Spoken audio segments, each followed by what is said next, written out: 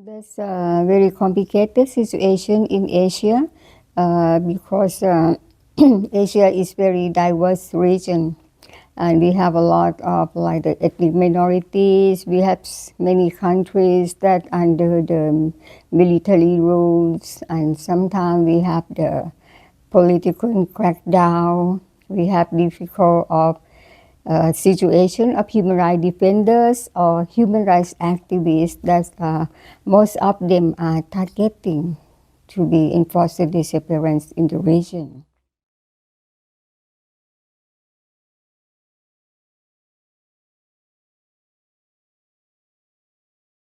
If you visit the website of the UN Working Group on Enforcers or Involuntary Disappearances, you can find the number of all countries. They will show the number of the disappeared person. And if you look at the Asian countries, the number might be low. But for the working group, we believe that the number shown is only the tip of the iceberg. And actually, we have more and more victims of enforced disappearances. The number is low because the families not feel secure to report the case because enforced disappearances is the crime committed by the state officer. So how can the families report it to the police or to the other government official?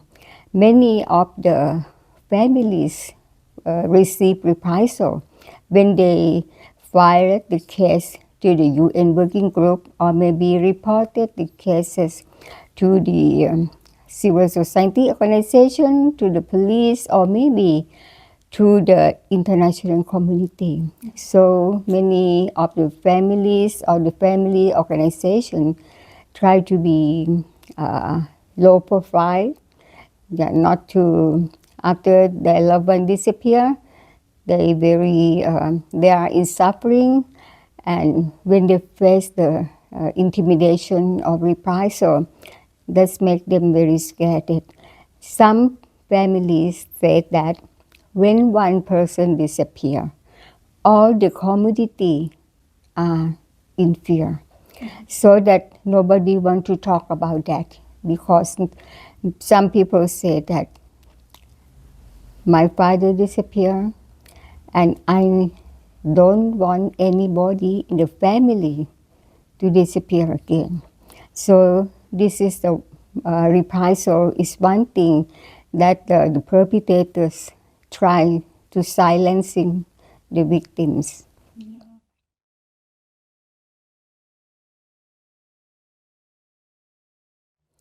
I want to stress that when someone in your family disappear, the big burden goes through women because almost the disappeared person are men. So all burden goes through women and children. It's very it's have a huge impact to the families. And one thing that family has to face is about ambiguity.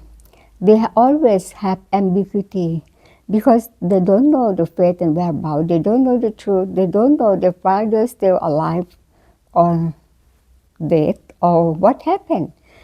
Maybe one day somebody told them that they find their father somewhere, and the next day another people came and said your father already dead.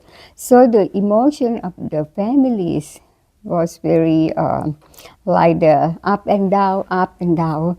It's impacted a lot to the children. This is first thing that the family must face, is all the families.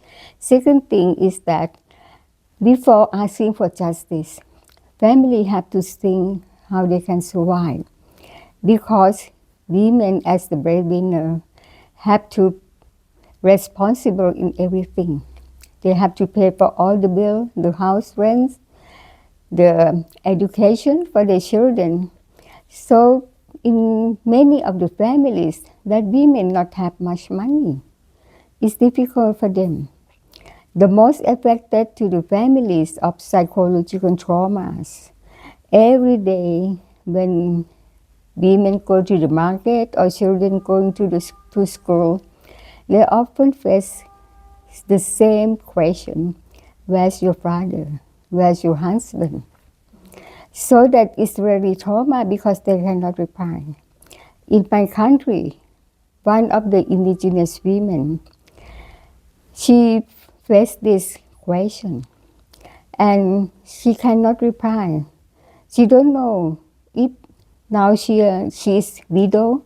She don't know her status. She don't know if she divorced, not divorced, but not widow.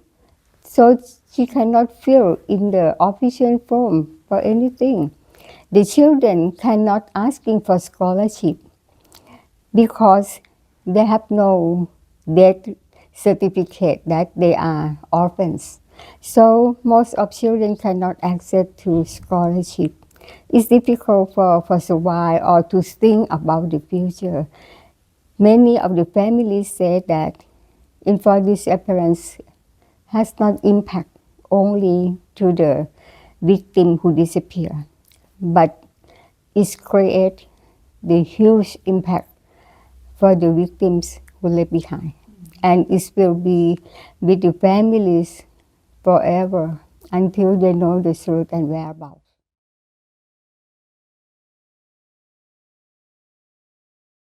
I think the important thing is that the civil society or the NGO organization who want to support the family, they have to work closely with the family, listen to them, and try everything to protect the family first. So I want to say that when someone in your family disappear, first thing the victim who left behind should think is how can they survive, not only for the financial support, but also how can they free from any kind of harassment. And now during situation, many of the family faces the online harassment, cyberbullying, and when most of the victims who left behind are women, gender was used as a tool to suppress and silencing the families. So I think that for NGO, one of the most important thing is that they should work closely with the family and look for a way to protecting them.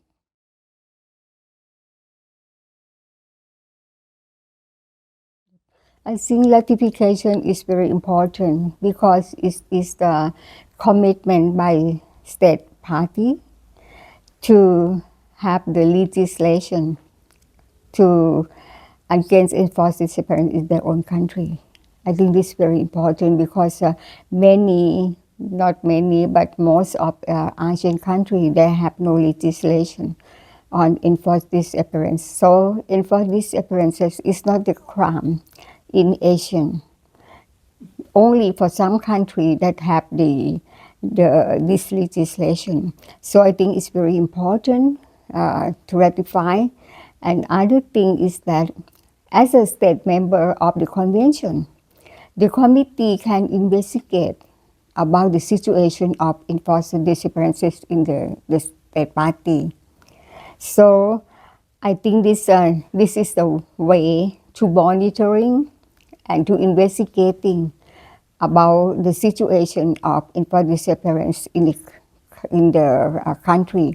I think this is very important. And when the committee review the situation, the report of the enforced disappearance in the country, the civil society, the families can submit the parallel report to the committee, so that it's like to check and balance, to monitor about what and how the country that ratify have implemented for the convention.